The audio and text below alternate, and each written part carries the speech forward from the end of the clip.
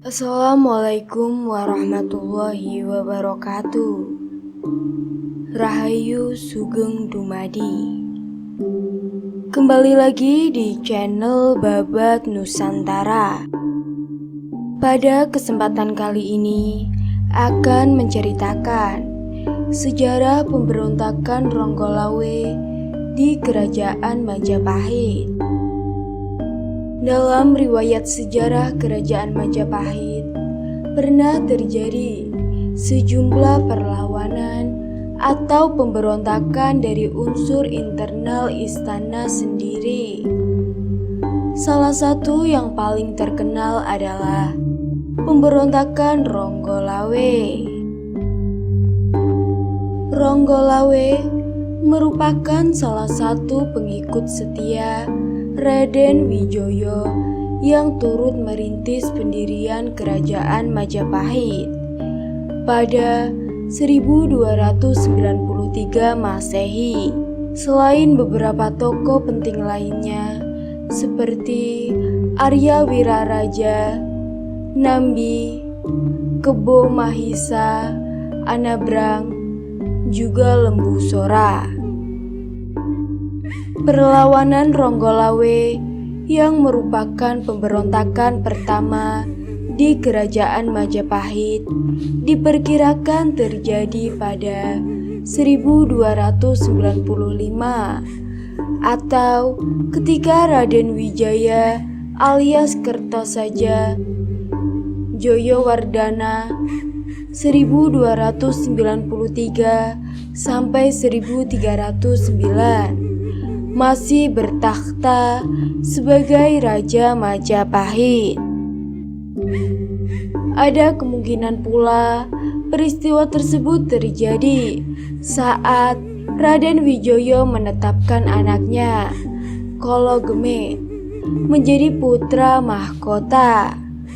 Nantinya Kologemit meneruskan singgasana ayahnya sebagai Raja Majapahit kedua dengan gelar Sri Joyo Negoro 1309 sampai 328. Latar belakang pemberontakan dikisahkan Ronggolawe adalah putra dari Arya Wiraraja, Bupati Songenep atau Sumenep di Pulau Madura.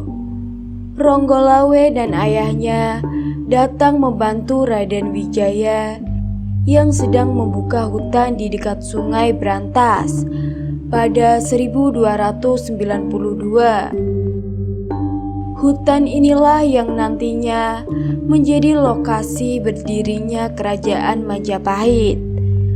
Raden Wijaya merupakan menantu dari Kertanegara, Rojo Singgosari terakhir yang terbunuh lantaran pemberontakan Joyo Katwang. Raden Wijaya berhasil menyelamatkan diri dari insiden tersebut. Raden Wijaya akhirnya mengalahkan Joyo Katawang berkat persekutuan dengan pasukan dari Kekaisaran Mongol yang saat itu tiba di Jawa.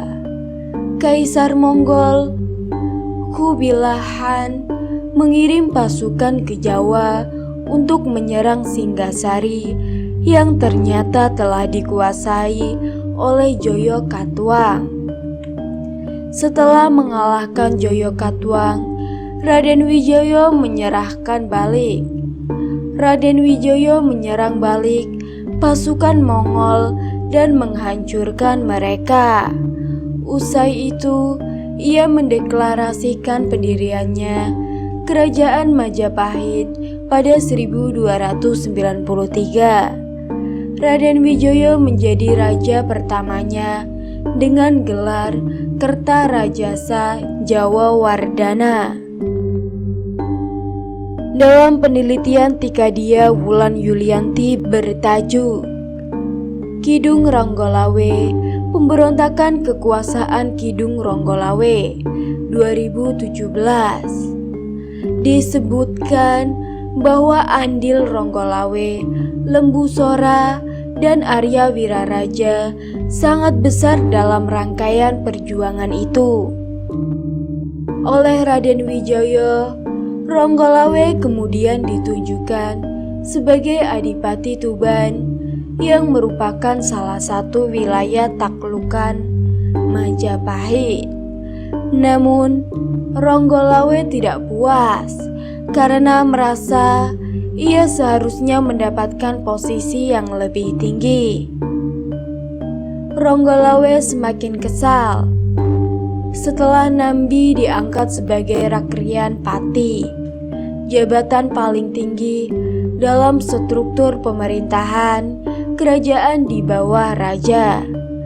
Menurutnya, posisi Rakrian Pati seharusnya diserahkan kepada Lembu Sora yang dinilainya jauh lebih berjasa daripada Nambi.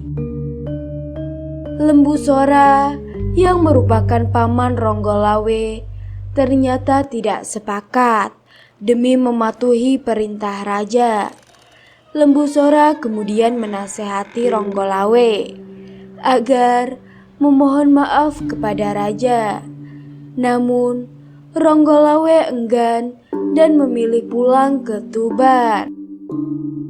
Jalannya pemberontakan Slamet Mulyana dalam tafsir sejarah Nagarakrat Agama 2006 menguntim Kidung Ronggolawe, menuliskan bahwa peperangan dalam pemberontakan Ronggolawe terjadi di sekitar Sungai Tambak Beras, Jombang. Atas perintah Raden Wijaya, Nambi ditemani Kebu, Anabrang, dan Lembu Sora memimpin pasukan Majapahit menuju Tuban untuk menghukum Ronggolawe. Di Tuban, Ronggolawe yang mengetahui bahwa ada pasukan yang dikirim untuk menyerangnya segera mempersiapkan diri. Ia kemudian membawa pasukannya untuk menghadang rombongan Nambi di Sungai Tambak Beras. Terjadilah peperangan sengit. Dalam suatu adegan diceritakan, Ronggolawe berhasil menikam kedua yang ditunggangi Nambi. Namun, Nambi masih selamat. Kebu Anambrang mengambil alih pemimpin perang pasukan Majapahit. Ia memerintahkan pasukannya untuk mengepung pasukan Ronggolawe dari 3 penjuru arah mata angin: timur, barat, dan utara. Taktik tersebut belum mampu mengungguli pasukan Ronggolawe. Perlu diketahui bahwa Ronggolawe adalah sosok yang sangat ulung dalam menyusun taktik perang. Berakhirnya pemberontakan masih dari Kidung Ronggolawe yang dikisahkan kembali oleh Slamet Muljana. Pasukan Majapahit terpaksa mundur. Kebo Anabrang memacu kudanya, namun dikejar oleh Ronggolawe. Namun dalam pengejaran itu, kuda Ronggolawe terjatuh dan terjebur ke Sungai Tambak Beras. Melihat Ronggolawe terjatuh di sungai, Kebo Anabrang bergegas turun dari kudanya dan menghampiri lawannya itu. Pertarungan 1 lawan 1 pun tak terelakkan terjadi di Sungai Tambak Beras.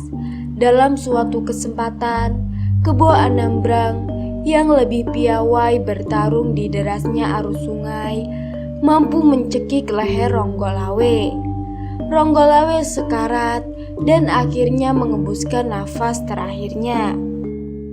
Lembu Sora yang melihat kejadian itu tidak mampu mengendalikan diri.